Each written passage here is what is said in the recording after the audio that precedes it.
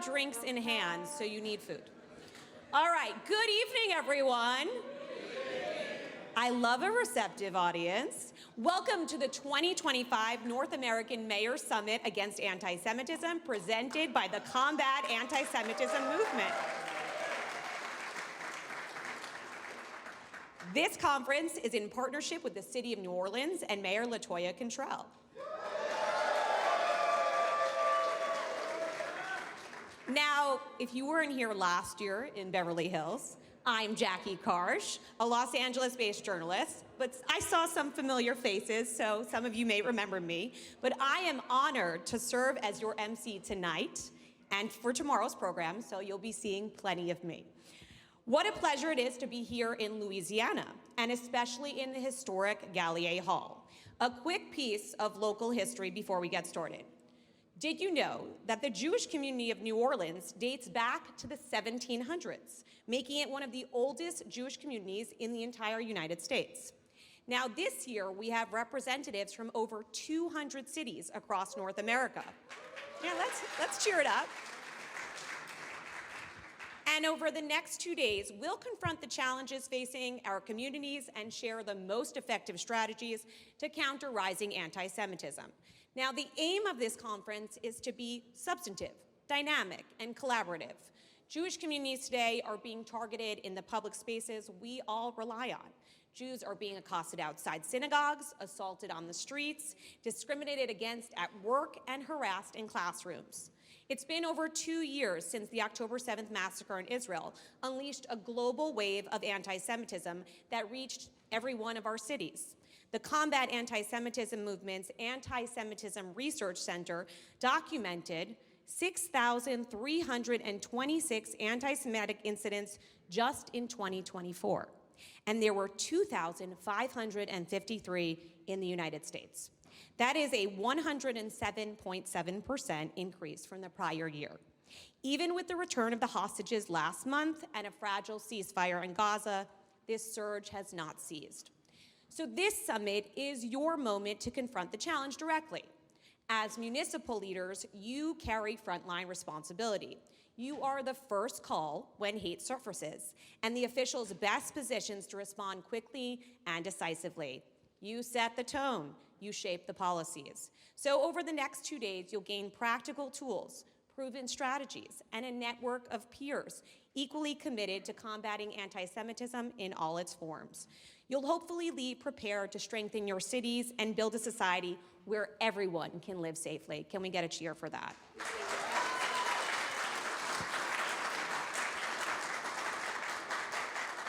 Now, this is not the first Combat Anti-Semitism Summit. This summit, led by Combat Anti-Semitism Movement, builds on previous summits held all across the globe. And a sincere thank you to the City of New Orleans and Mayor LaToya Cantrell again, because immediately after participating in last year's summit, she raised her hand and asked to bring it here. And tonight, that vision becomes a reality.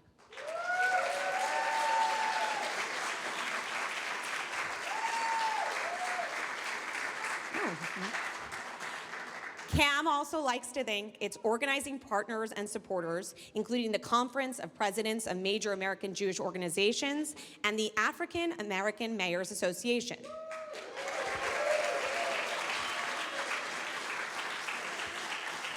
Now, you know that I'm a journalist and I love live reporting all the time.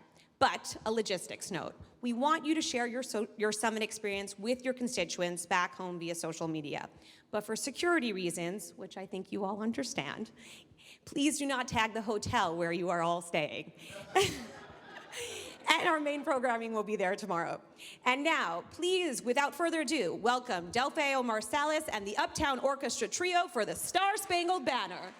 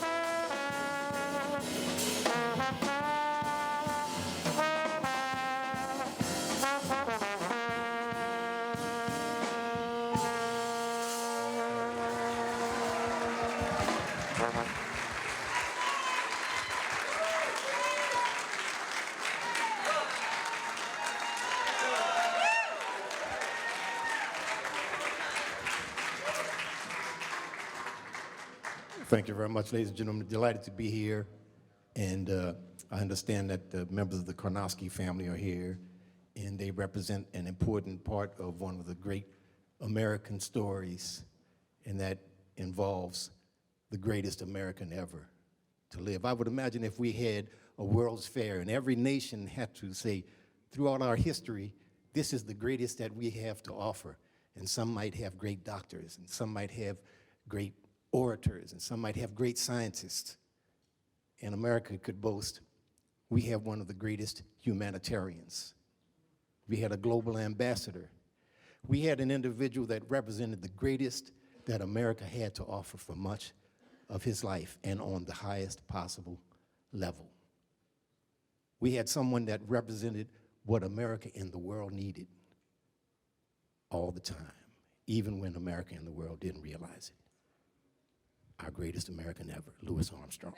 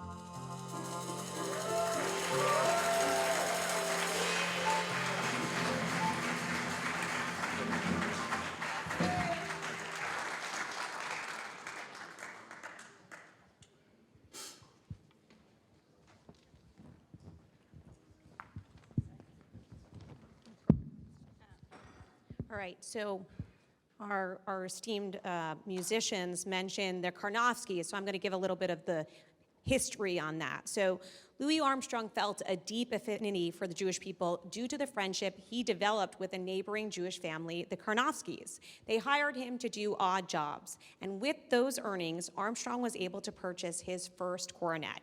He later declared, "I loved the Jewish people all my life. They were always warm and kind to me, just a kid who could use a word of kindness." So that's where the connection between the Jewish community and Louis Armstrong goes all the way back to. And we thank you for that beautiful rendition.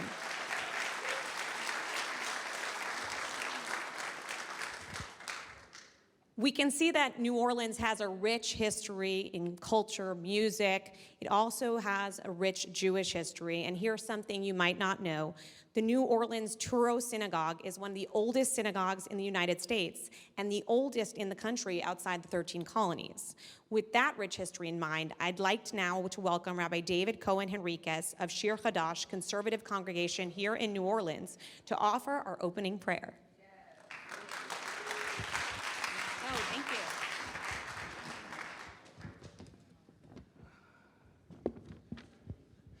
Good evening. It is an honor to welcome you. On behalf of the Jewish community of New Orleans and of communities across this country, to this very important gathering. Thank you, really, for being here. Your presence matters more than you may know. For generations, Jewish families arriving on these shores before the nation was fully formed, they felt an unexpected sense of belonging. From Sephardic merchants in colonial port cities to waves of immigrants who crossed oceans seeking freedom, America became the Golden Medina, the Golden Land, where Jews could breathe, learn, work, and worship without fear. Across centuries, this feeling of welcome has shaped a deep pride in being American. And from that history flows a profound gratitude.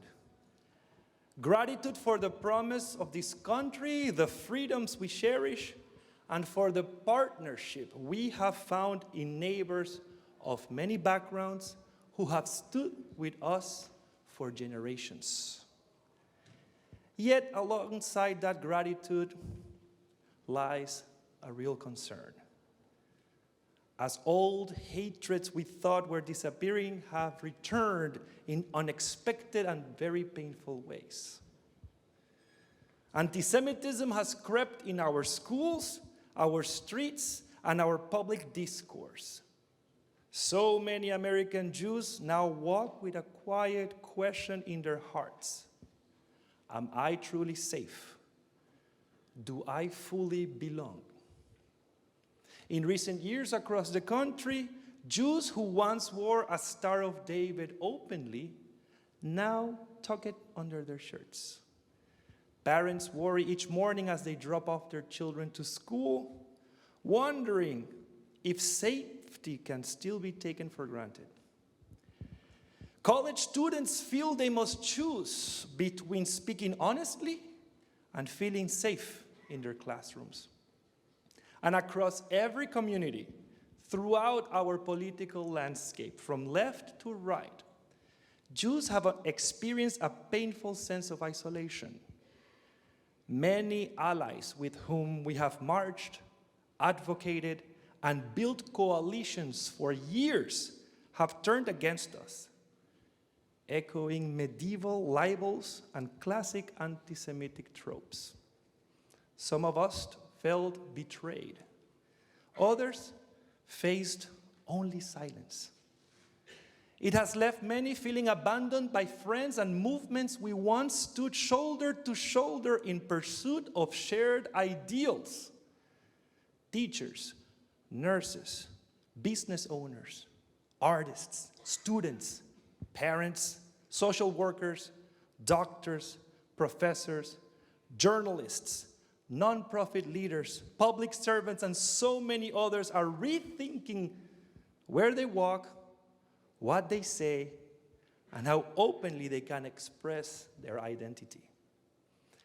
This is happening not in one place, not in one industry, not in one political climate, but nationwide, across the entire spectrum of Jewish life. In these past 2 years, the tragic and painful war between Israel and Hamas in Gaza has only intensified what we're seeing.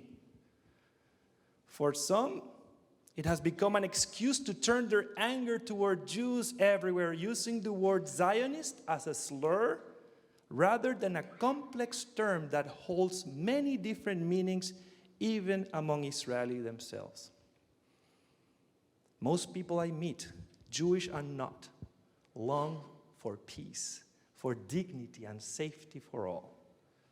Yet, and you heard them today coming into the building, there are voices seeking to divide us, to turn heartbreak into hatred, and to fan flames instead of healing the wounds. Tonight, as we gather, we are going to affirm a different path, one that is grounded in humanity, understanding, and the belief that our shared future depends on seeing the full dignity of every person. Your presence here, more than 300 municipal leaders, mayors, and city officials from communities large and small, signals something powerful, that the safety and dignity of the Jewish people is not a Jewish issue alone. It is a civic issue. It is a moral issue. It is an American issue.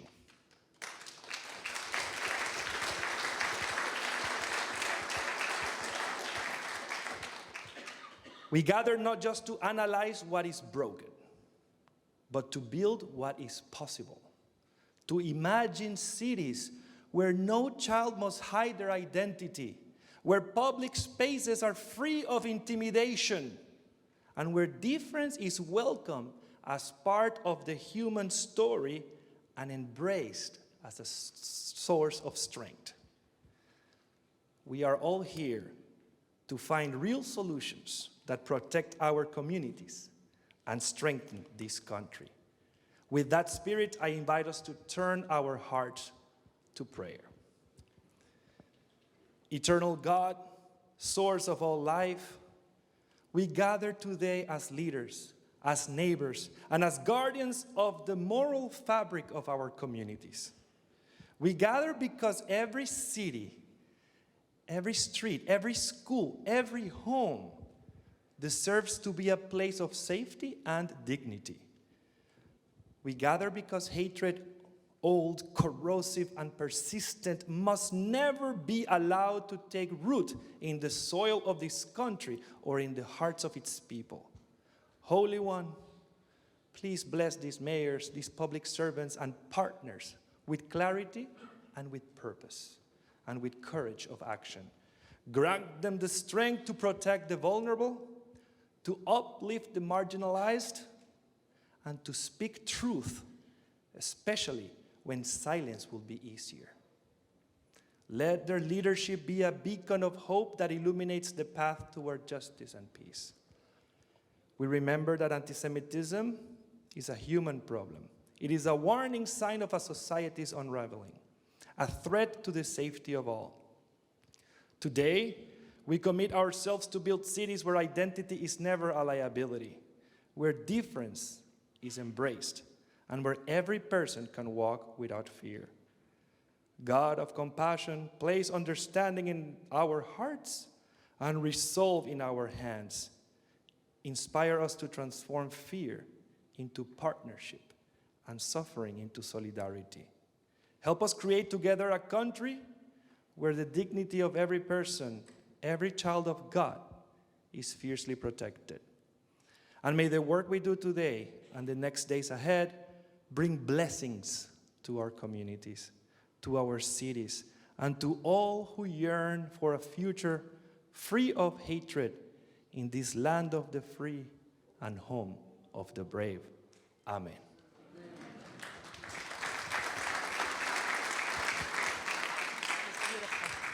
Thank you. Thank you so much for those beautiful words, Rabbi Cohen-Henriquez. We have a video that we're going to show right now. Welcome to the 2025 Mayor's Summit Against Anti-Semitism. New Orleans, a city of culture, resilience, and soul. A place that knows what it means to rebuild, to stand strong, and to welcome diversity.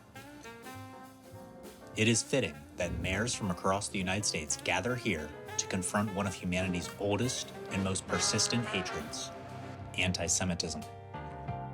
In every era, anti-Semitism has tested the strength of democracy and the moral courage of leaders. And in every era, there have been those who stood against it. In government, in faith communities, and in neighborhoods. They understood that hate against one group threatens the safety and dignity of all. Today, that understanding is needed more than ever. Across the United States, anti-Semitic incidents have reached alarming levels, nearly 9,000 recorded last year. From vandalism and harassment to violent attacks, these acts target not only Jewish communities, but the very values of equality and freedom that define our cities. Mayors are on the front lines of this challenge, in schools, in local institutions, and in the public square. They lead by example, ensuring that diversity is a source of strength, not division. When local leaders act with courage and compassion, they shape a national example of unity and justice. This summit is more than a gathering. It is a declaration that America's cities will not tolerate hate, that they will protect every citizen, and that they will educate future generations to reject prejudice in all its forms. From New Orleans, a city that embodies resilience and renewal, we send this message across America. Anti-Semitism has no place in our cities, no place in our democracy, and no place in our future.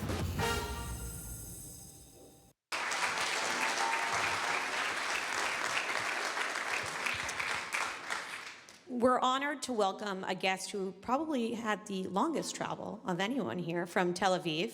He was born in Belgium and the grandson of Holocaust survivors. Sacha Roytman experienced anti-Semitic harassment as a teenager in Brussels, an experience that led him to move to Israel at 18, serve as an IDF soldier and officer, and then dedicate his life to Jewish communal advocacy.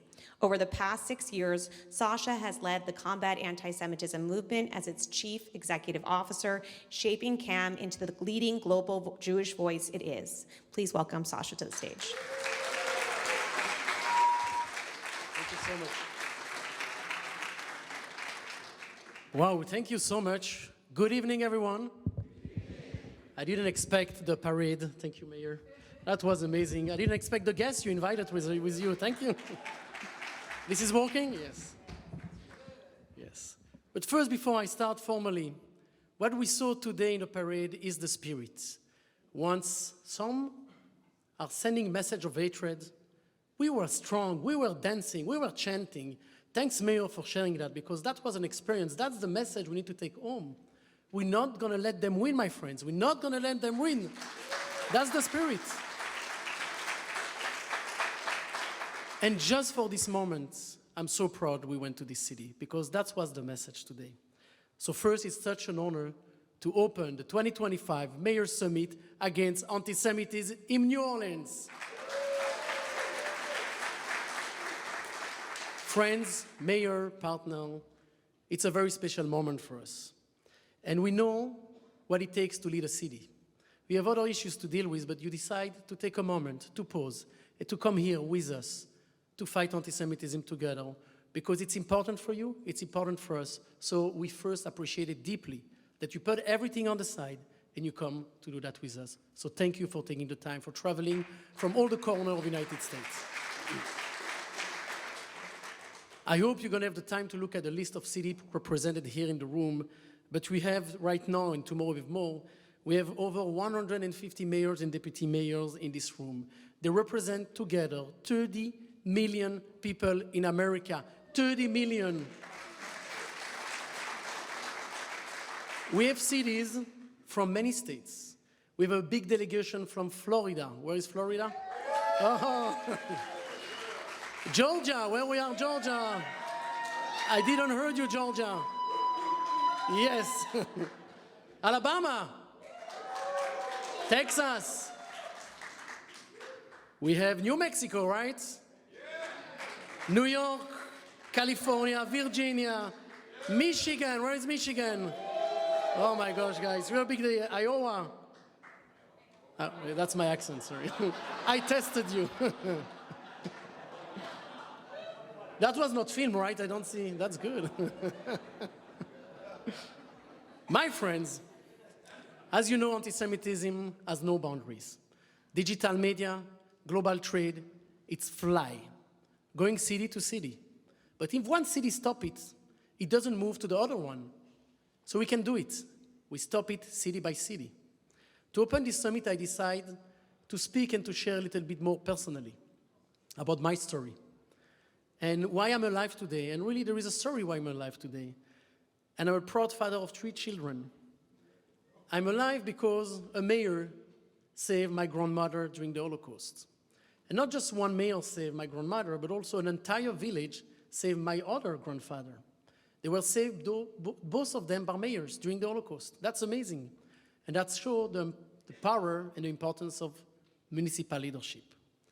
The mayor of this city, close by Brussels, was honored as a righteous among the nation for saving my grandmother and her mother at the risk of his own life.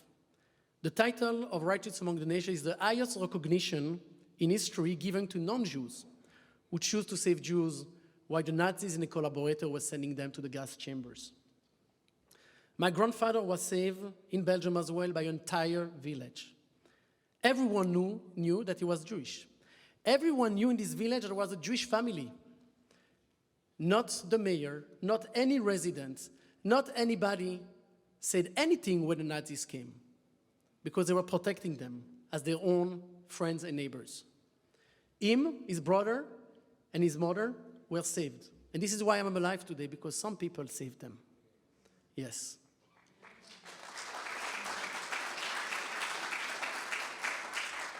But my friend, today in America, in Europe, in Australia, in Canada, Jews feel unsafe, unprotected, and sometimes left alone. And a little more than a year ago, my grandfather passed away. He was my rock, really. He's an Holocaust survivor. He witnessed his father sent to the gas chamber. When he died, I felt ashamed. I really felt ashamed for where we are today. I felt ashamed because we didn't keep our promise of never again. It seems to start happening again, a little. It's there. Jews are under attack every day. Also felt ashamed that he was alive on October 7, 2023, when 1,200 Jews were killed by Hamas on that day, for one reason, because they are Jews in Israel. And he had to witness that as an Holocaust survivor. And he called me that day. He said, Sacha, is it happening to us again? I didn't know what to tell him. So I lied to him. And I told him, no, this time we are better. This time we have allies. This time they will protect us. I lied to him because 2 years later, we saw the number, 9,000 incidents of anti-Semitism. Now, telling you what happened yesterday in Roma, the capital city of Italy, a synagogue was desecrated. It's happening every day. And I felt ashamed also that 2 years ago, and I remember some of you were at the summit in Fort Lauderdale, and I share with that this story. The grave of my great-grandmother was desecrated. My great-grandmother's grave, when even Jews are dead, they have been under attack. Dead Jews under attack. Can you imagine that? An Holocaust survivor grave. So I felt a soul shame that my own sister needs to hire a Jewish symbol when she goes in the streets, everywhere, and she's traveling a lot. She doesn't put her Star of David. And finally, I felt ashamed to tell him that during the last year of his life, I spent all the year in a bomb shelter with my kids, 1 year old, 3 years old, and 6 years old. And he didn't survive the Holocaust for that.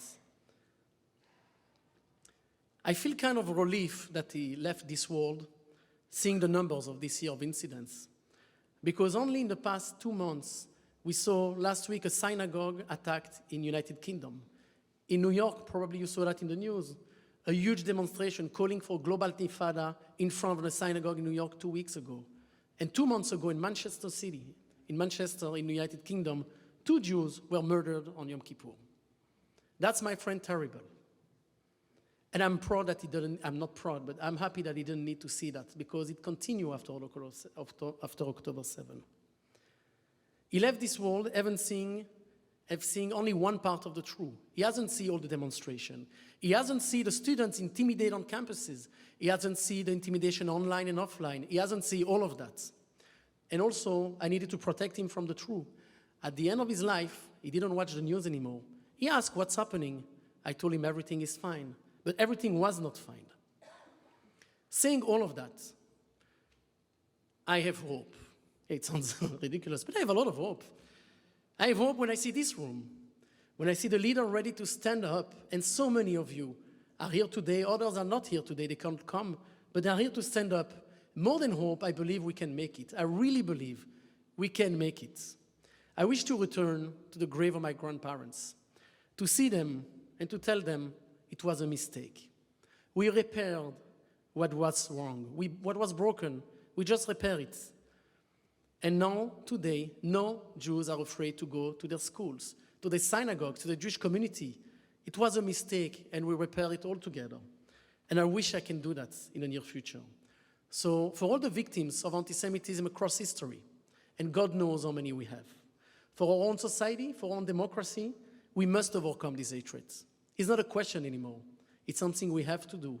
We need to rise above our difference. We need to build strong democracy that can protect themselves. And I want to say that this summit is about ensuring that the history, my own personal history, doesn't repeat itself. That all together we find solutions. We build solutions and we force a force that will protect our democracies. So I sincerely hope that you will leave this summit with a great impact, that you all become ambassadors of peace. They're going to share this moment, this information to fellow mayors.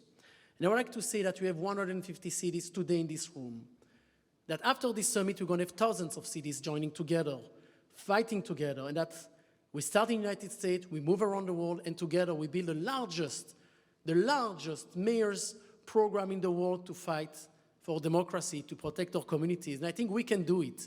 And I hope that we're going to do it during the next 48 hours. So thank you so much for coming here. Thank you.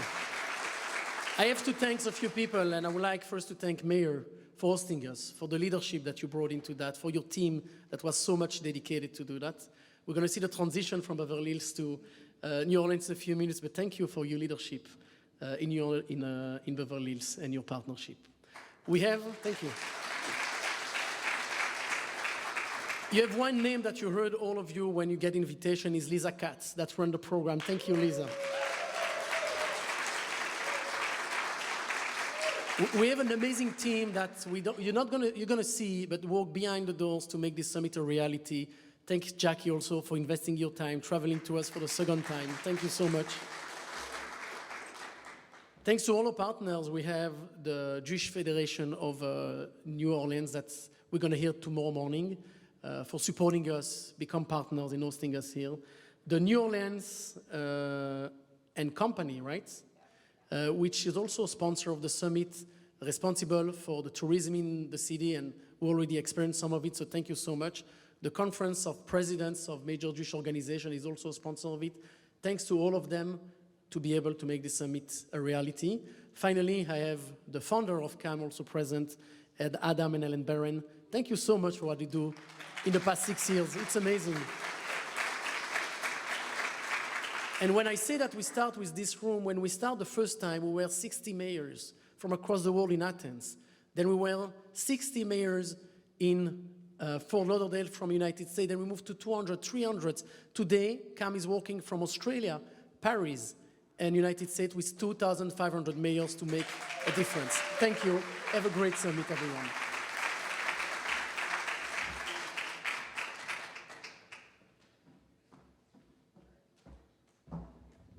Sacha is taller than I am, even in heels.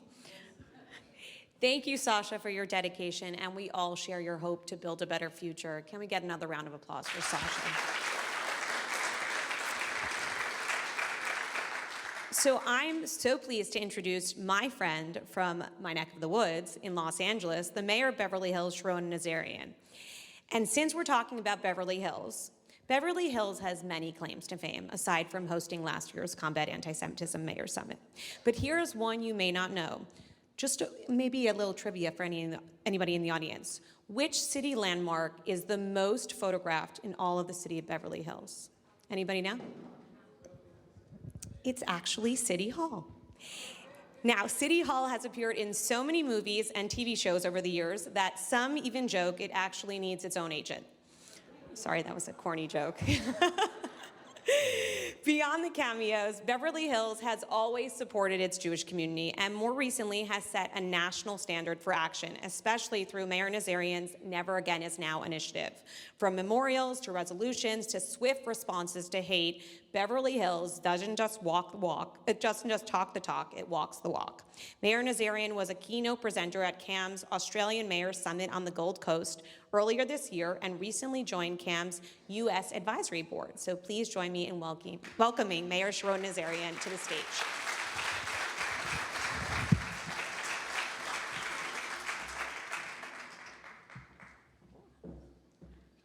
Hello. How are you, New Orleans? Good evening. I'm so delighted to be able to be here at this incredible conference. My name is Dr. Sharona Nazarian, and I'm honored to serve as the mayor for the city of Beverly Hills. I want to thank Combat Antisemitism Movement for bringing us together and for building a global coalition of leaders who understand that silence is not an option. I want to recognize Sacha, Lisa Katz, Adam and Ellen, founders of CAM, and the entire CAM team who have made this incredible gathering possible. We really thank you. Thank you for your leadership. You're really doing something quite remarkable. And of course, to Mayor LaToya Cantrell. Yes, and the city of New Orleans, who will take on the leadership of this summit after Beverly Hills. I extend my warm congratulations and thank you for your leadership and for stepping up. To the mayors here tonight, many of you have minimal ties to the Jewish community. Many of you may have even grappled with coming here. And what we witness outside is exactly why we all need to be here. I commend each and every one of you for choosing to be leaders and for being here tonight.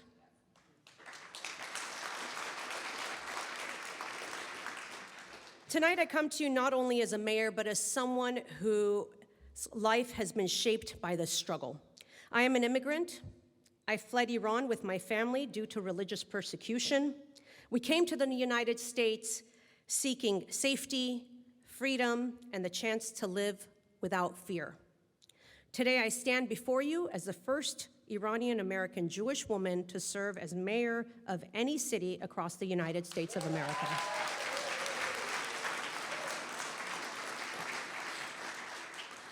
And my journey has not always been an easy one, but it reminds me every day why this fight matters.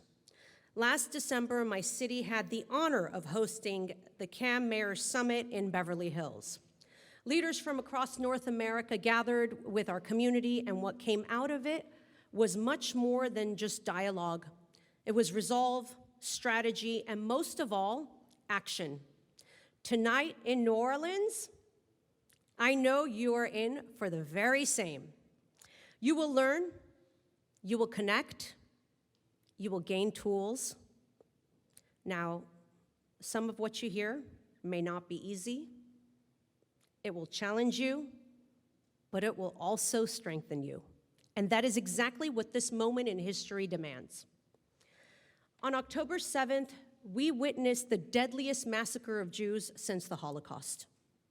Immediately following, rather than sympathy, anti-Semitism began to surge.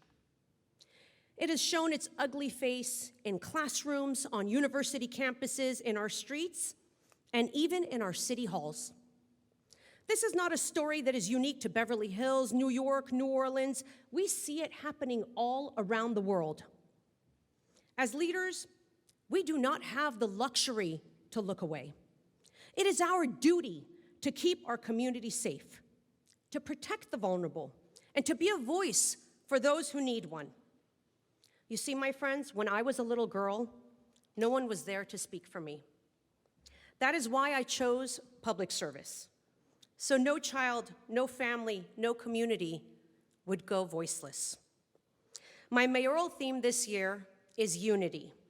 And that is why I'm proud to serve on the board of the Combat Antisemitism Movement, to be a voice and bring people together. This year took me far beyond Beverly Hills. I traveled to Australia, where I met remarkable mayors and councillors who welcomed me with sincerity. We had candid conversations about challenges, but more importantly, we spoke about the tools and solutions. And as local leaders, what matters most is not what's happening in Sydney or in Jerusalem. It's what's happening in our very own communities right here, right now. Because you see, our number one job as elected officials is to keep our communities safe. All of them. In Beverly Hills, we have turned those words into action. After October 7th, we displayed 1,400 flags, one for each innocent life lost. We set Shabbat tables with empty chairs, each one representing a hostage, to bring awareness. I launched an initiative called Never Again Is Now to educate the next generation against hate, discrimination, and anti-Semitism against everyone. And this past October, we broke ground on the very first permanent memorial sculpture and garden in the world dedicated to the victims of October 7th.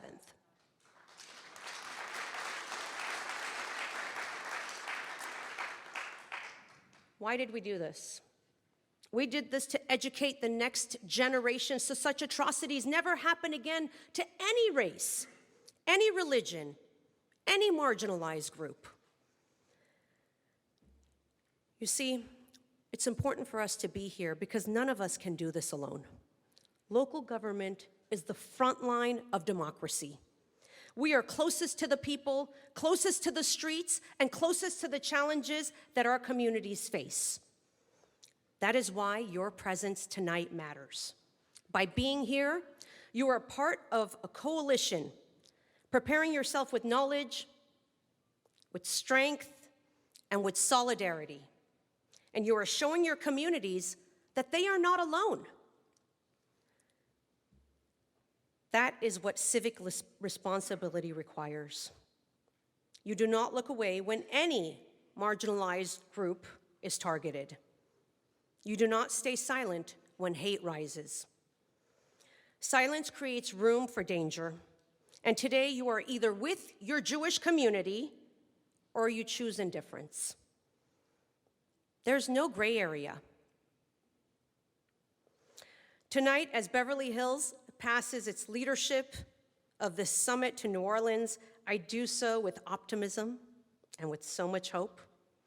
Every city that steps forward strengthens this movement. The United States is built on immigration and diversity. Your cities are living examples of how people from different faiths and different backgrounds are coming together to build something spectacular. History has taught us that what starts with hatred towards the Jewish people never ends there. Hate and extremism always find their next target, which is why we must be proactive, we must unite, and we must be loud. You see, in such a divided world, I truly believe that there is far more good than evil. And when we link arms across our cities, across faiths, across our backgrounds, we are unstoppable, my friends. So I invite you, let us stand together. Let us lead with courage and moral clarity, and let it be said that in this room of fantastic leaders, we did not stay silent. That when history looked to us, we chose humanity. We chose action for every resident, regardless of race, religion, or background. Hate hopes for hesitation. Hate hopes for quiet rooms with weak leaders. But look around you. This room is alive with conviction and strength.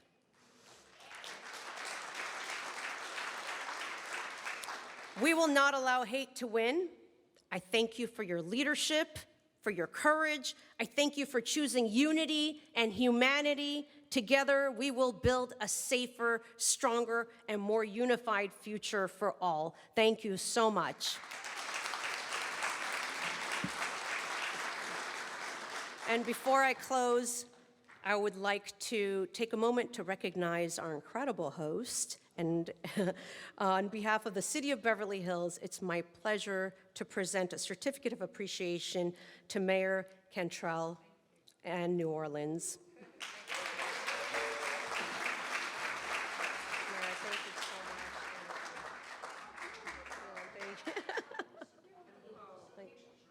Oh, picture, I'm sorry. I know. Thank you, Mayor. Thank you, Mayor. Where are we? Out of the light. Oh, okay, here we are.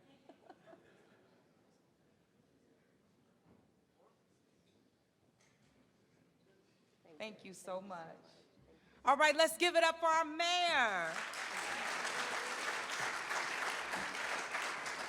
Mayor Nazarian, thank you so much for your kind words and extension, really, of grace with that certificate. Thank you. Very surprising. I wasn't prepared for that. Welcome to the City of New Orleans. The Mayor's Summit 2025 to combat anti-Semitism, the movement that is moving through each and every one of you who are here. Give yourselves a warm round of applause. Yes. I am just so happy that, you just traveled to the city of New Orleans for us to be together, for us to share, for us to stand against not only anti-Semitism, discrimination, hate in every form. Give it up one more time. Lisa Katz, thank you for your leadership. Jacki, thank you for being here. Our rabbis, Cohen, Sherman, Rabbi Katie, thank you for being here.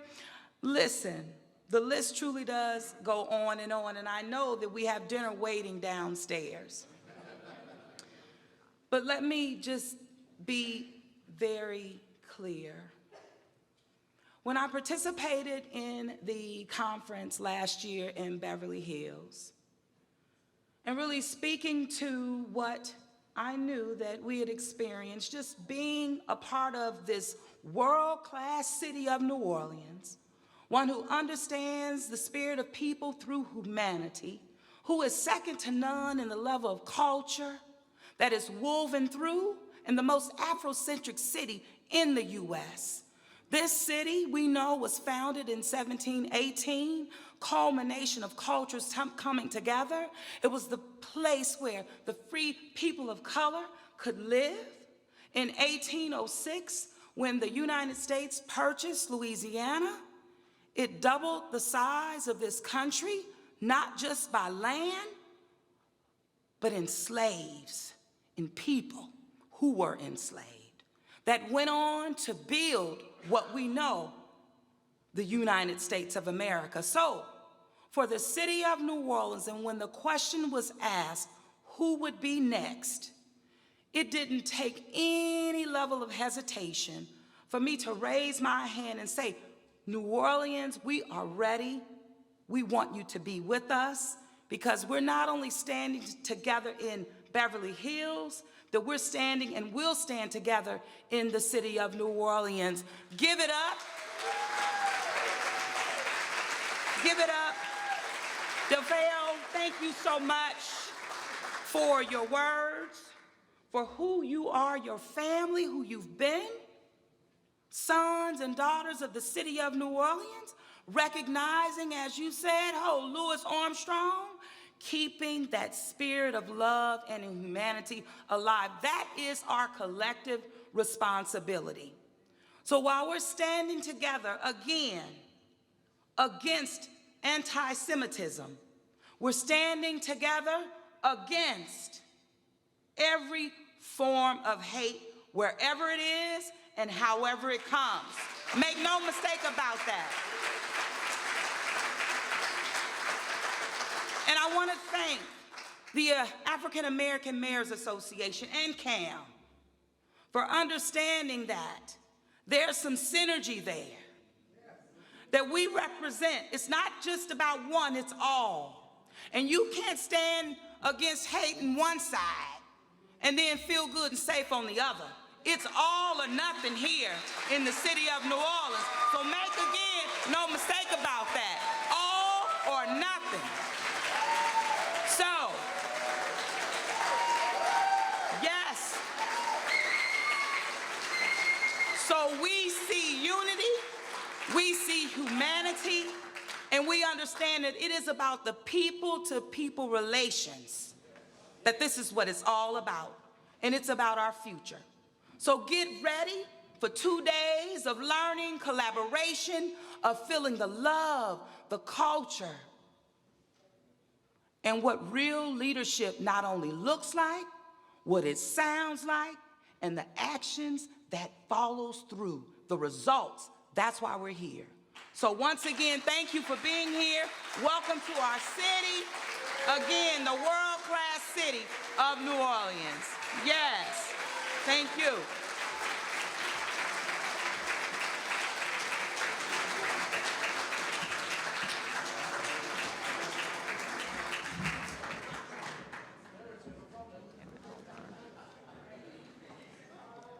All right, it's really hard to follow two super powerful, amazing mayor women with great speeches.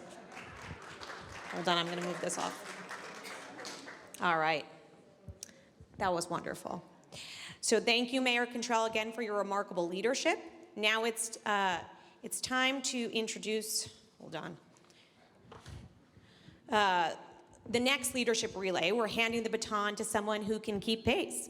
It's my honor to introduce Clarence Anthony, CEO and Executive Director of the National League of Cities. He served 24 years as mayor of South Bay, Florida, and he later led the Florida League of Cities. Mr. Anthony, please come up on stage.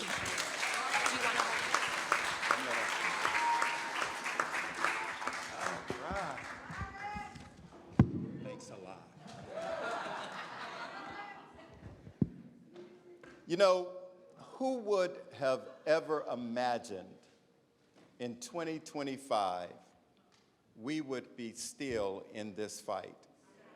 And as a matter of fact, times are not getting better. And it reminds me, and I kept thinking about this song that kept coming to my mind by Marvin Gaye. It's like, what's going on? There's so much crying. There's so many dying. What is going on? And as we look at what's happening in America, clearly what we're finding is that the data is showing that 79 was one of the worst years of anti-Semitism and hate in America. But 22 and 23 has outdone 79. The question continues to be, what is going on? Now, I've been around public policy for over 40 years, and I see a lot of my friends from Florida that I served with in this room. But I can tell you, I've never seen a time and moments like we're seeing now. And it's so uncertain in my mind, but I'm sure that the group in this room, the mayors in this room, are ready to lead us in a different direction in our country. This year has been more difficult for local leaders. a big part of it is the hate and the polarization that we're seeing in our communities. But the question for all of the elected officials in this room is, how can I address the challenge? And that's what this summit is about. How can I make my city a more inclusive community? And how I dare to use the word love. Love. Oh, brings chills to my body. How do I bring love to my community? And I speak to local leaders almost every day about the polarization, the hate, the anti-Semitism that's creeping into their communities, watching campuses being divided, and even on their dioceses, where you see hate and words that we wouldn't have ever dreamed of in 25 would be said to each other. Anti-Semitism shows its ugliness on our college campuses with the usual signs of graffiti, postings, marches designed to intimidate and push fear.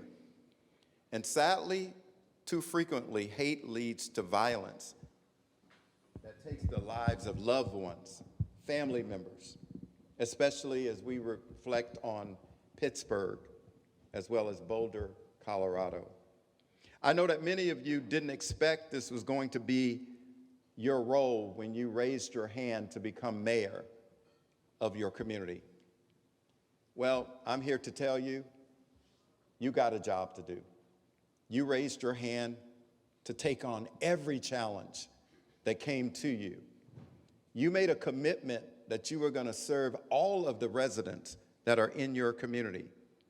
And once you did that, you did not recognize that part of that was being educated about all of the residents that live in your community, their background, their culture, their religious beliefs. And doing that job and succeeding in that job is not easy. It's the most stressful thing that I had to do when I was mayor. In Palm Beach County, that's one of the most diverse counties. Being one of the first mayors in that county that led a Black and Jews conversation that just didn't come together around politics. We made an intentional effort to set tables and have dinners together to get to know each other, not just during the campaign time, but all of the time, tearing down all of those barriers, getting to see my face as Clarence, not as a Black mayor, getting to know my family, getting to know my life experience. And we know that when you do that, you see me for who I am, Rabbi, not as a mayor, not as CEO of National League of Cities. You see Clarence. And I think that as we leave this summit and as we think about our roles as elected officials, we recognize that it's not easy and that you're going to be uncomfortable, because I didn't grow up in a community that was diverse in that way. But I knew if I had to lead, I needed to know and know better. A couple of weeks ago, we convened our national conference. We had over 3,500 local leaders, and I see my past president sitting out there, and another past president, and a future president back there. I have to keep my job, so I have to identify them. And what we did was that we had sessions that really focused on the divide that we see in America. Racism, anti-Semitism, civility. And it was one of the most highly attended sessions, as we had the governor of Utah and the governor of New Mexico talking about how do we change the way in which we treat each other in America? How do we move forward being different and disagreeing, but being able to move forward? What I saw was the faces of local leaders with tears in their eyes because they are facing that at home, not knowing what to do. This summit is the answer to what to do. This summit is going to give you that energy that you're going to need to be able to go back home and be a better leader, because you're going to be more comfortable with all of the residents that you have in your community. And the more we can face and embrace that dignity and respect is the cornerstone of good leadership, and the more we can share that with our residents, we'll see greater communities. We'll see more inclusive communities. And guess what? We'll see that magic word called love. God, love. And as mayors, because you lead your communities, I want to encourage you and give you 5 things I think you can do to make sure we combat hate and anti-Semitism. First of all, mayors set the moral tone in your community. Your voice matters. When you speak unequivocally against hate, no matter what form it comes in. Stand up quickly. Respond responsibly around issues of safety. And encourage your residents to report hate crimes, because data tells the story. And be clear and swift in terms of responding. Number 3, build a collaborative coalition across your communities. Mayors are uniquely positioned to gather faith leaders, educators, business leaders, and to create a united front against hate. And this is a good one for elected officials, because I can't tell you I did this all the time. You got to show up in the Jewish community when it's not an incident. When it's not an incident. Opening of a new business, opening of a new school, going to synagogue, getting to know all of your residents, not just when, and I can tell you in a black community, you go to a black church at election time, the pastor stands up and he says, "I see the mayor out there, it must be election time." Am I lying, y'all? Amen. So you can't just show up during election time, y'all. Go, take that step. Get outside of your comfort zone. Go into a different type of church and learn and connect. And model courage. You have to be able, as a leader, to be able to do more than manage the budget. It's about protecting the soul of the city. And in moments of tension, fear, political division, the mayors, you're the example of the lantern that lights the path forward.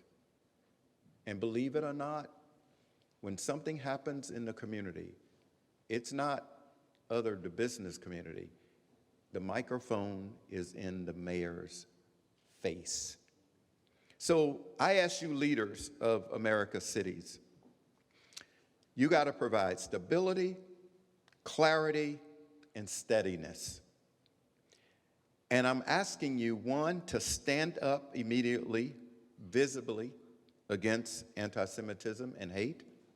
Show up at synagogues, community centers, and schools so people know that they're not alone. Speak up with authority of your office and the compassion of your heart, because the responsibility of managing a community, leading a community, building a loving community is tough. But it's worse if you don't do anything. So the moment is now, and your leadership can make the difference. And I want to say this: hate unchecked grows.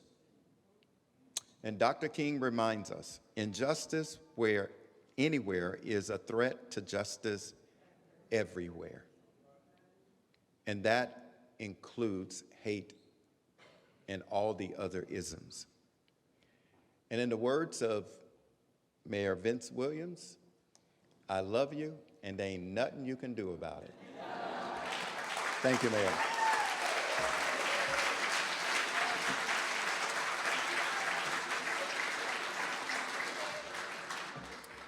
Thank you so much, Mr. Anthony. Now, there's real-world impact of the issues we're discussing. Last May, a New Orleans Jewish family woke up to find their home vandalized with red paint. They were targeted solely because an Israeli flag hung outside their door.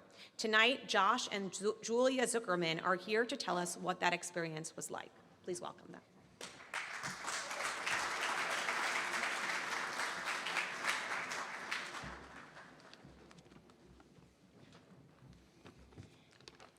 Hello, I'm Josh Zuckerman, and I'm also the former Director of Research and Policy for Mayor Cantrell here in New Orleans.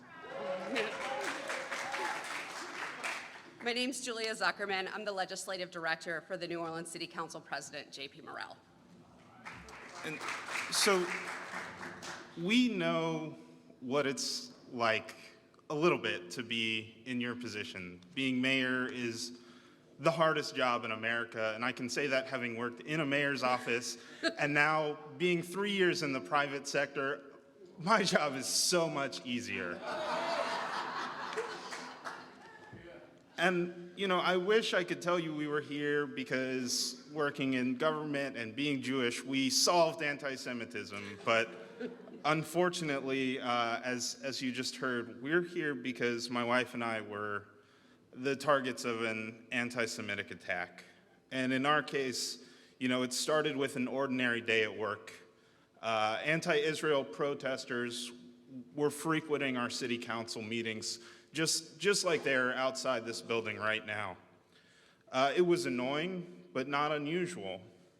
The day before the incident at our home, during one such meeting, an anti-Israel protester accused the council of being complicit in genocide because a, quote, Zionist Jew on council staff had been on vacation to Israel. That person was me. I am the only Jewish staffer in the city council. I am the only staffer who has been to Israel. It was clear that these protesters were looking up staff members and stalking our social medias. They must have found a family photo I posted years earlier of my daughter and me in Israel. We didn't know it at the time, but clearly this person had already planned their attack. You know, I'm sure Julia was shaken, but by the time she got home, she just wanted to spend time with her family. She didn't even mention it to me. We had dinner, we locked our doors, and we went to sleep. Sometime before dawn, our 3-year-old daughter crawled into our bed and she whispered to me, "Mommy, there's a monster outside." I thought she was just having a nightmare, so I pulled her close. You know, I told her, "It's okay, baby, don't worry. Mommy and Daddy are here. We're gonna protect you. Let's go back to sleep."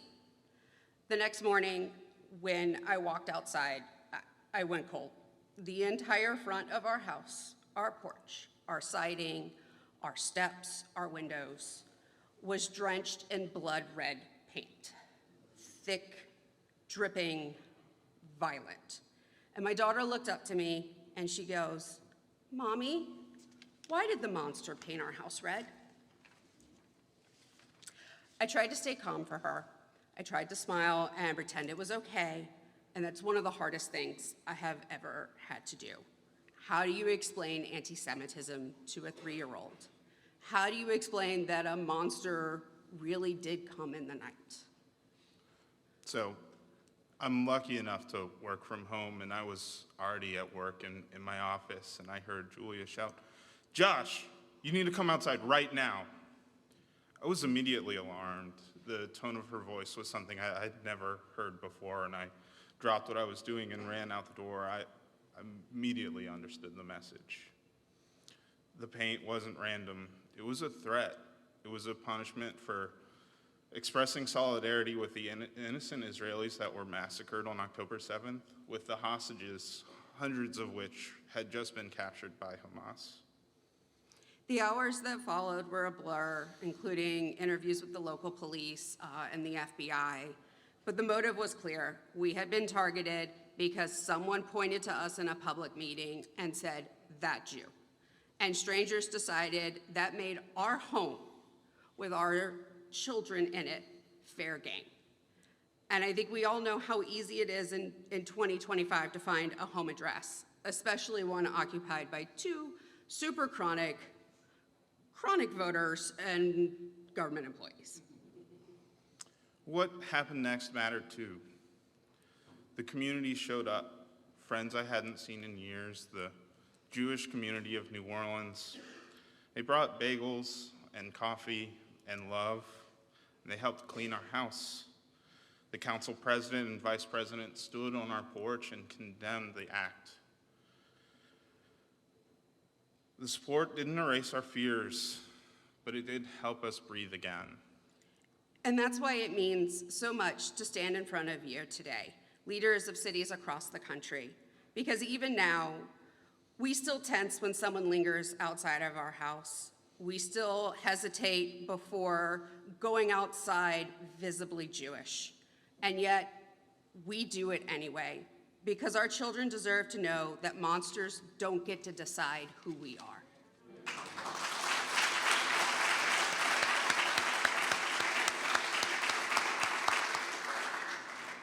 What happened to us can happen anywhere, in any city, in any home.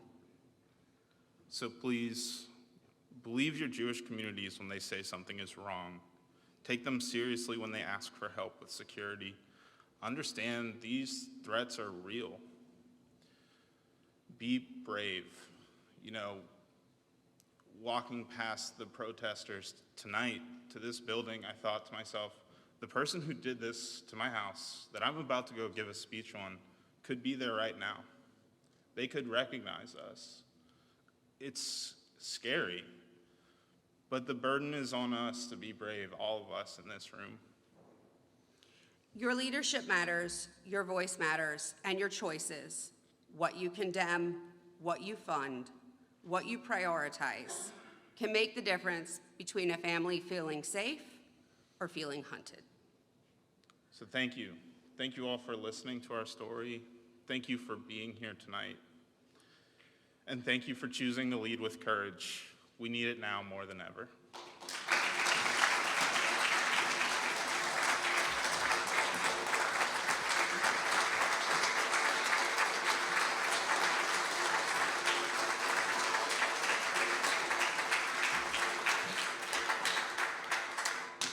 Thank you, Josh and Julia, for sharing your story.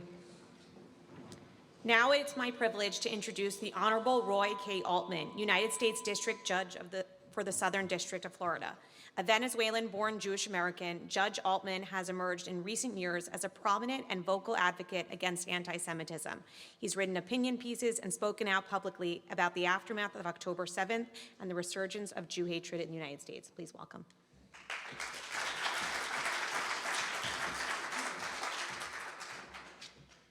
I'm reminded of the guy who went to go speak at a synagogue, and when the first guy spoke, there was like 500 people in the room, and then the second guy spoke, there was like 400 people in the room, and then the third guy spoke, and there was 300 people in the room, and then the next guy spoke, and there was 200 people, and then there was 100 people, and then he gets up to speak, and he goes on a little bit too long, and then there's 50 people, and he sees them dwindling away. And finally, at the end of his speech, the sixth guy, there's just one guy sitting by himself in the crowd. And he really leans into it for that guy. He's like, that guy is here for me, you know, through thick and thin. And then at the end, the guy, you know, he claps for him, and he comes down and he says to the guy, hey, what was it about my speech that's so connected with you that you stayed for all these hours? And the guy goes, no, you don't understand. I'm the next speaker.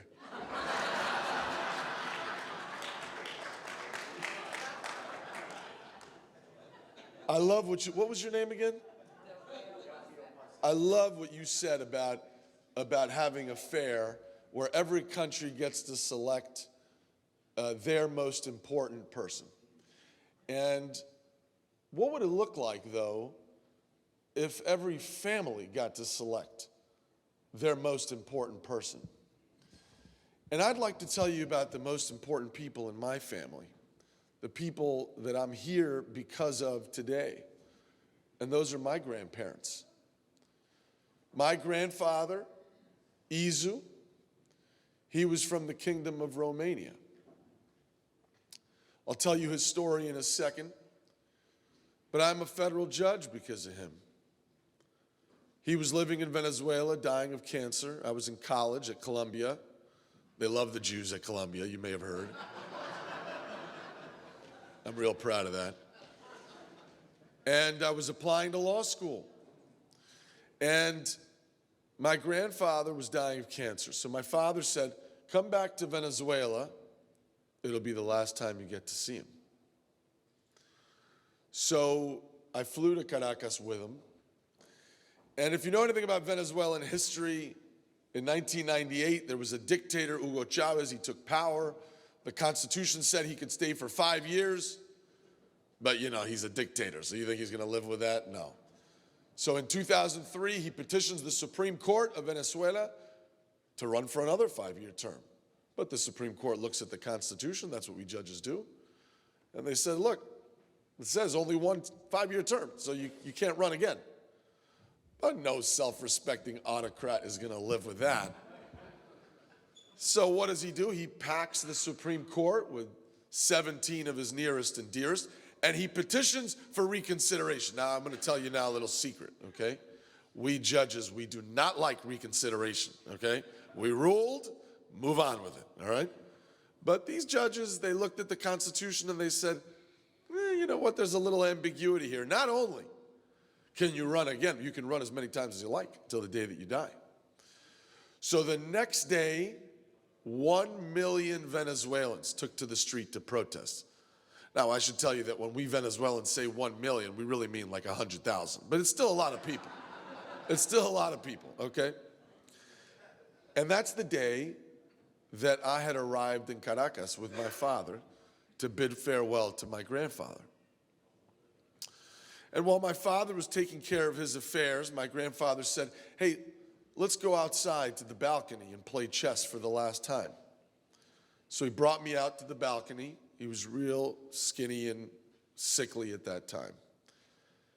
And we were playing chess for the last time. And below us in the street, Sabana Grande, for those of you who've been to Caracas, it's like our Broadway, only cooler, filled with people. It didn't turn violent until later that night. And he says to me, your father tells me you're going to law school. And I said, that's true. He said, where do you want to go? I said, I want to go to Yale, but you know, it's hard to get in. And he said, what kind of lawyer do you want to become? And I said, I really don't know. So then he pointed a bony little finger at the crowd, and he said, always remember, this is what happens to a country where good people don't serve it. And we left, and we flew back to Miami, and he died a week later. But his words live on in me and my dedication to serving this country that has given me and my family and many of your families, though imperfect it is, everything that we have. Izu, as I told you, was born in the Kingdom of Romania. When he was 10 years old, his parents were sent off to the gulags in Siberia, the Russian gulags. His father was executed, his mother was enslaved in the winter gulags for 20 years.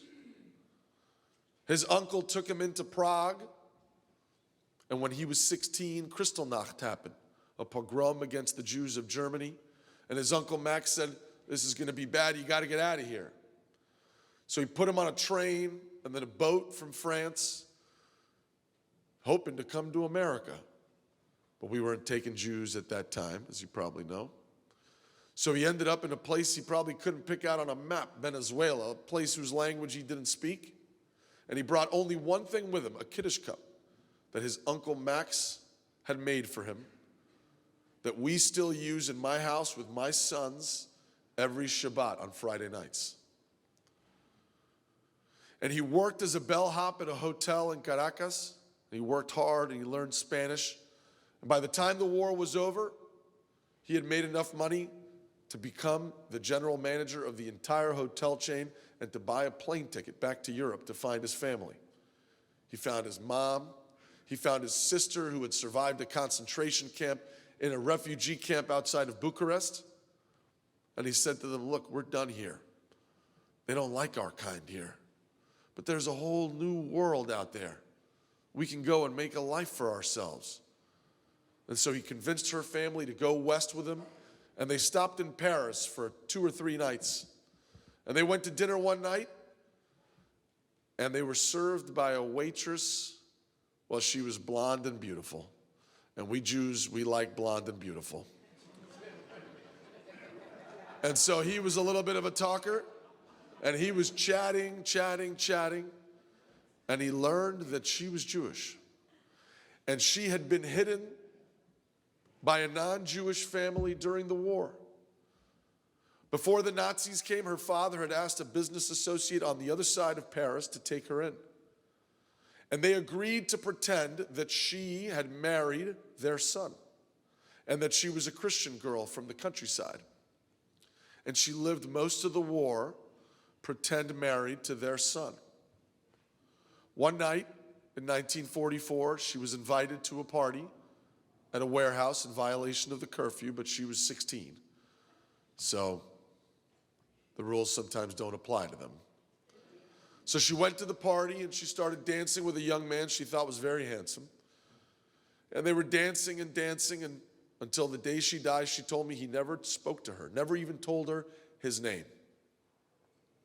Suddenly, the German police and the French police that had been taken over by the Nazis burst into the warehouse, and all the kids started running in every which direction.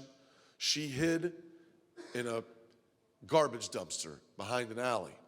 And she was pulled out by dogs and 2 German officers who brought her to jail and started questioning her.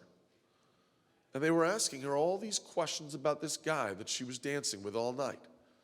Now, she was terrified that they would find out she was a Jew. But they didn't care about that, because it turned out he was a local leader in the French resistance, and they were trying to find him. So she told him. He didn't even tell me his name, but they didn't believe that. So they beat her, and they punched her, and they assaulted her with a chair until she had broken 2 ribs, and one of her eyes was swollen shut. And in the morning, as she was lying in her blood, she thought they were going to kill her. They came in and they said, you know what, you're free to go. And so she started stumbling home into the daylight when she noticed in the reflection of one of the store's windows that one of the German officers from the jail was following her, hoping that she would lead them to this guy, whoever he was. So she thought to herself, I've got a friend whose husband has a gun nearby. And so she made her way towards that apartment. As she came into the apartment, the German came in behind her. The friend was there, but not the husband. The German brought my mother into one bedroom, locked the friend in a bathroom, and got on top of my grandmother and started to rape her and beat her. But she was strong. She pulled out his firearm from his waistband and shot him in the ribs. And then he fell onto his back, and she shot him 2 or 3 times in the chest. By the way, she would always tell me and my sister, I'm not sure that he died. That's not how firearms work. And she jumped out of the window and went down the fire escape and went back to the family that had taken her in, and they were like, where have you been? And she told them the story, and they said, well, you can't stay here any longer. They're going to find this girl and the dead Nazi in the house, and they're going to ask questions, and not because she's bad. She's going to tell them what happened, and they're going to come looking for you. So they put her in touch with family that lived in the north of France in Normandy, and she was there for 3 days, hiding in a bunker underground as the Allies bombarded Normandy on D-Day, not knowing who had won and who had lost because there was no radio service, eating sardines out of a can, until finally a soldier opened up the bunker door. The townspeople weren't sure who had won the battle until the soldier gave my grandmother a stick of Wrigley's chewing gum. And my grandmother would say that she had heard on the radio that's what the American soldiers were giving to, well, she would say the pretty girls. And she was saved. But she came back to Paris and she realized her family had been sent away to the camps, never to be seen again. She took a job as a waitress and met my grandfather, waiting his table in 1945. He tried to convince her to move to Venezuela. He was a schmoozer, but she loved France, and she stayed for a while. But after a time, she became an Air France stewardess and took the Miami route and then would stop off in Venezuela, and they got married and had 3 children, the oldest of whom was my father. My father went to Israel, joined the army, became an officer, and his commanding officer was wounded. So my father would go to visit him in the hospital. And one of the nurses in the hospital was also Latin. She was from Mexico. Her father was from Poland. He had a wife and 5 children, 3 boys and 2 girls. Their picture is up in my chambers as I put my robe on before I go into the courtroom every day. In black and white. They look just like my sons. In 1943, all 5 kids and his wife were asphyxiated in the gas chambers at Auschwitz. My grandfather moved to Mexico, remarried, had 4 children, the youngest of whom was my mother, Sarah, who moved to Israel, became a nurse, was tending to a wounded soldier when she met a dashing Venezuelan. They dated, they married, and they decided that when they had a son, they would name him after the commanding officer who was wounded. That was the source of their meeting. And his name was Roy from the Bible. The Lord is my shepherd. Adonai Roi. Roi is my name. And we moved to America and came to this place, the greatest force for good the world has ever known. And what my grandparents taught me about that time in their life and why they had come and what they had come searching for was 3 things. First, that the 1930s and everything that came after, it started in schools. You see, my grandparents would tell me that at first the kids in school, they wouldn't talk to them. And then they started sitting apart from them in the cafeteria. And then they'd start bumping into them in the hallways, and suddenly they were beating them in the playground. But that was the old days, my grandparents would tell me. Now you live in America, you don't need to worry about that. Folks, I've been to 65 campuses in the last 2 years. The students come up to me and they say, "Judge, how did you deal with anti-Semitism when you were here?" And I'm like, well, I was 6'4", 230 pounds, so there was not anti-Semitism to go around. But you know, it isn't that funny because it's not like kids aren't speaking to them or asking them to the dance. These kids are going back to their dorm rooms and there are swastikas painted on the doors. At Yale, my alma mater, at the Chabad that I used to go to every Friday night, just last year, hundreds of students chucked frozen water bottles, essentially rocks, at visibly Jewish students who went in to hear a lecture on a Friday evening. At Harvard, you've probably seen the video of the side-by-side, the University of Vienna, 1934, a bunch of Austrian kids linking arm in arm, preventing their Jewish classmates from getting to class. And on the other side of the split screen, Harvard students in 2024, linking arm in arm, preventing their Jewish students from getting to class. And then where I went to undergraduate at Columbia, the rabbi in charge of the Hillel had to send an email in the spring of 2024 telling all of the Jewish students on campus, quote, "We cannot keep you safe. Maybe you should do the rest of the semester at home. Think about that.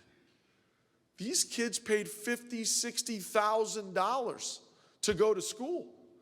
And now they were being told they had to go live in their parents' basement and do the rest of the semester by Zoom while their classmates got to go to office hours and have drinks with their friends and meet their professor to ask questions. It is unacceptable. The second thing my grandparents taught me is that suddenly, slowly, there were discrete, seemingly random acts of violence. Oh, did you hear Moshe got beat up in the street? Did you hear that Simon's bakery in Bavaria was vandalized? Did you see that so-and-so, was assaulted getting into her car or out from the train? But my grandparents would tell me, you don't need to worry about that, Bobby. That was the old days. Folks, you've already heard. The FBI has compiled statistics showing that Jews have been the targets of anti-Semitic hate crimes more than all other religions in the United States combined. Now that would make sense if we were 50, 60, 70% of the population. That's what Tucker Carlson thinks. But we're less than 2% of the population, and we account for more hate crimes than all the other religions combined. You already heard. A Jewish man was murdered in LA by a pro-Palestine protester who cracked his skull with a megaphone. You heard last year, a beautiful Jewish couple, newly engaged, murdered in the streets of DC in front of an AJC event.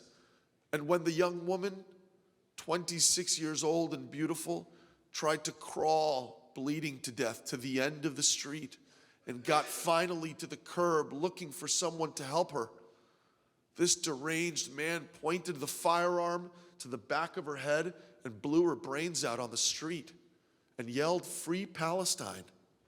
He was smiling on the video that was disseminated on the internet. He was proud. And then just a few days later, a deranged man in Colorado throws Molotov cocktails. This isn't the 40s, folks. Even the weapons are the same. At a group of elderly Jews marching in solidarity with hostages. One of those women, an 82-year-old engulfed in flames, died 2 weeks later. And the third and final thing my grandparents taught me is that it happened because the political leadership wouldn't say no. And that political leadership included, I'm sad to say, the judges. You probably know that Justice Jackson, one of the best and greatest justices of our Supreme Court, left the Supreme Court of the United States to be the chief prosecutor at Nuremberg of the Nazi war criminals. And one of the most famous trials was of the judges. And the judges had a great defense. We were just following the law. We were just doing what the law required. How can you punish us? But Justice Jackson was able to show in the politicians' trial and in the judges' trial that the politicians and the judges were contorting and distorting the law in order to suit the Fuhrer's genocidal ambitions. Those documents, thousands of them, are at Yad Vashem and can be reviewed. But that's why I am optimistic. In my own city, there was a hate crime at a Jewish bakery covered in graffiti. I get pictures of it from friends and family all over town, and we don't do that in Miami. So I called the mayor, Francis Suarez, many of you know him. And I said, what are we gonna do about this? And he said, we're gonna go clean it up. We have a graffiti squad. I didn't know we had a graffiti squad. So I said, great. He said they could be there at 3:30. I said, well, that's a problem because the guy opens his business at 12 for lunch. And all these people are going to come and see all this anti-Semitic graffiti. I don't want that.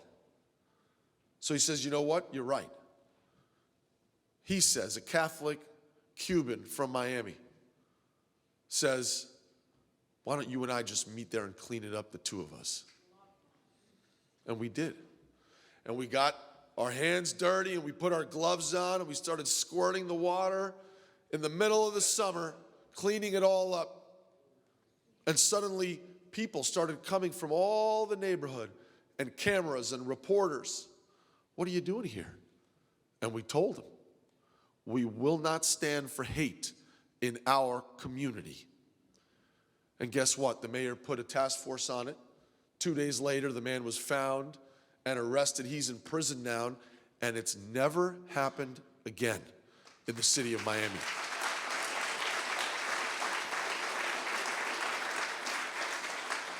So I'll close with this. On October 7th, as Jews were being raped and murdered in their ancestral homeland, my wife and I lay in bed, scrolling through the phones, not believing what we were seeing. And at some point, 3, 4 in the morning, looking for some signal of hope, my wife turns to me, and I looked up to her. I'll never forget it. And there was one tear streaming down her face. And she said, how is it that 80 years after your family died in the gas chambers, we are still all alone? And then something amazing happened. The next day, October 8th, and October 9th, and October 10th, and here today, thousands and tens of thousands and millions of Americans of good faith stood up and stood alongside us and proved that we were not alone and that we are not going back to the killing fields of Babi Yar and the gas chambers of Auschwitz, because it's not the American way. Because we as Americans, we as Jews, we object. And we will never let it happen again so long as people of good faith like each and every one of you are willing to stand up and lead. Thank you all very much.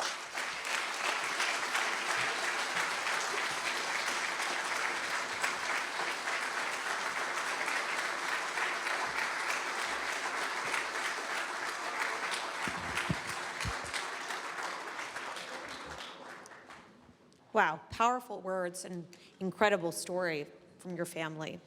Now to one of the summit's best moments, CAM's Mayor of Courage Award, which honors leaders who have confronted anti-Semitism with clarity and conviction. Please welcome Combat Antisemitism Movement Chief Government Affairs Officer Lisa Katz.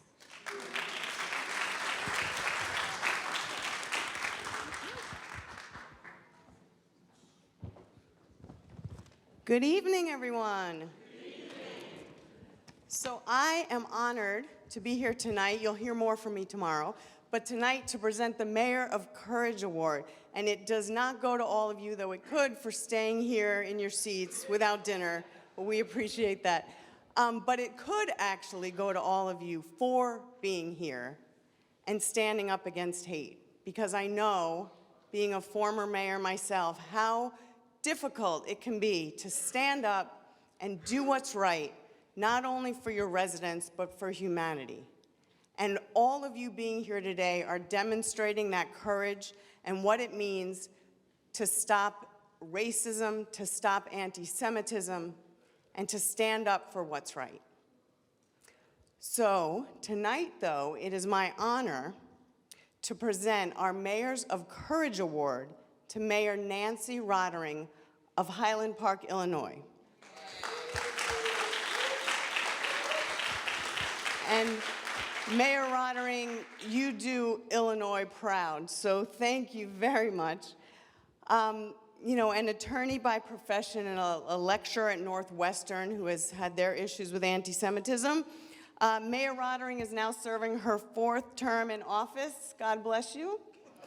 And we are honoring her tonight for her steadfast leadership in guiding the Highland Park community through the tragedy in a deadly July 4th parade shooting attack in 2022, and for her unwavering commitment to combating anti-Semitism and hate in all of its forms. Earlier this year, under her leadership, Mayor Rotering became, and Highland Park, the first city in Illinois to adopt the International Holocaust Remembrance Alliance working definition of anti-Semitism.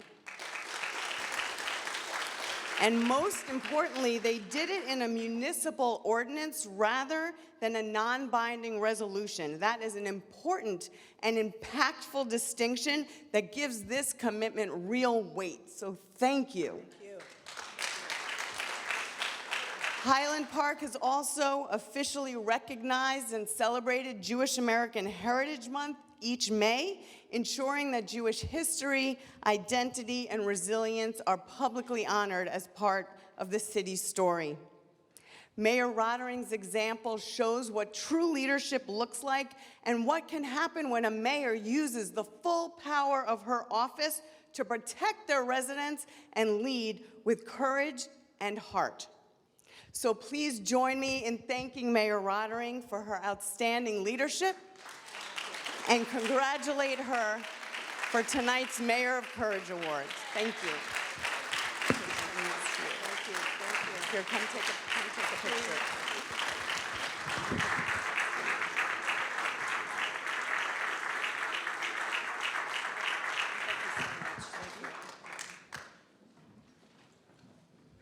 Thank you so much, Lisa. I know dinner is waiting. Just a few thoughts I'd like to share with all of you. I'm so humbled to stand here and judge that story. All of your stories are going to be with me as I go back home. Thank you so much for sharing your family's stories. So many of us have stories that are not quite as dramatic, but are kind of that dramatic. So thank you very much. Thank you all for your commitment to confronting anti-Semitism and building stronger, safer, more compassionate communities across the United States and across North America. To give you a little bit of background, my hometown of Highland Park, Illinois, is a small city north of Chicago. We have a long and proud history where Jewish families, including my own, have been part of that community for generations. These families have helped build our institutions. They've shaped our civic life. They've wove their traditions and their values into the cultural fabric of our community. And their contributions have enriched us all with values of learning and community and resilience running deep in the soil of Highland Park.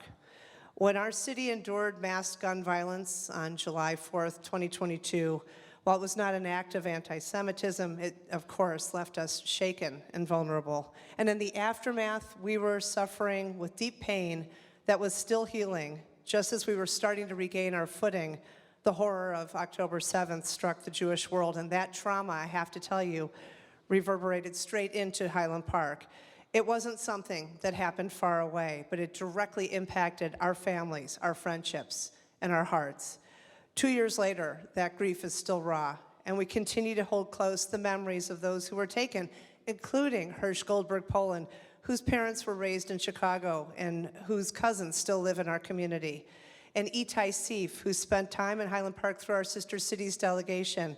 He was a teenager when he came, and he stayed in our homes, and he shared meals with our families, and he built friendships that lasted for years. Their stories are part of our story. Their loss is part of our loss. And I know so many in this room can think about people who have connections beyond your borders, people who have connections to Israel, people who were directly impacted on that horrific day. Highland Park responded in the only way we know how. We came together.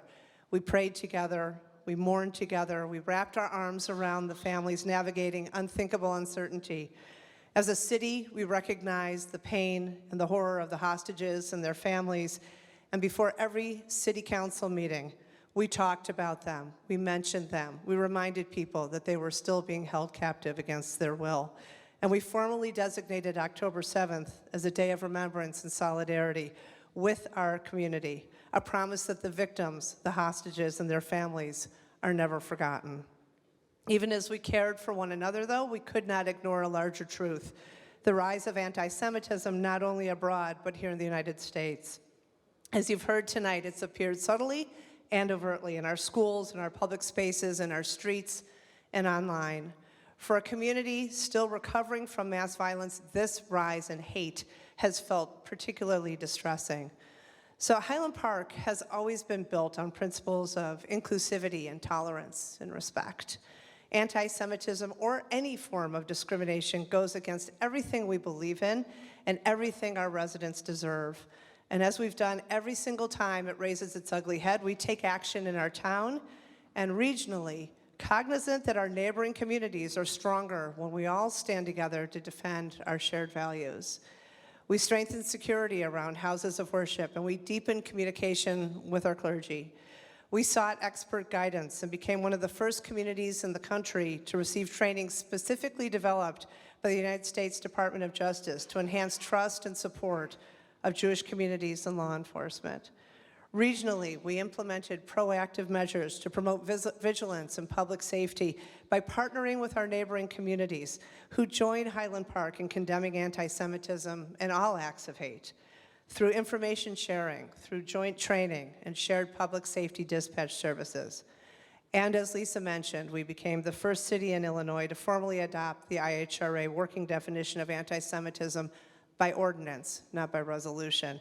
And we did this not to silence debate, but to draw a clear moral line and to affirm to every Jewish resident, we see you, we stand with you, and we will do what we can to protect you. My own understanding of this responsibility was shaped profoundly by somebody some of you may have known, the late Rabbi Peter Noble. He was a dear friend, and he was a mentor, and his wisdom remains with me every day. He often spoke of what he called activist Judaism, a Judaism that does not stay inside the sanctuary, but steps into the public square. He believed faith should ruffle us from our complacency, pushing us towards justice and compassion and courage. He reminded us that religious and civic leaders alike must speak truth to power, insisting that those of us in authority, including ourselves, do what is right. His teachings were not theoretical. They were a blueprint to act with moral clarity, to reject silence in the face of hatred, and to lead with compassion strong enough to cross every divide. I carry that with me. I carry him with me. Combating anti-Semitism cannot rely on proclamations alone.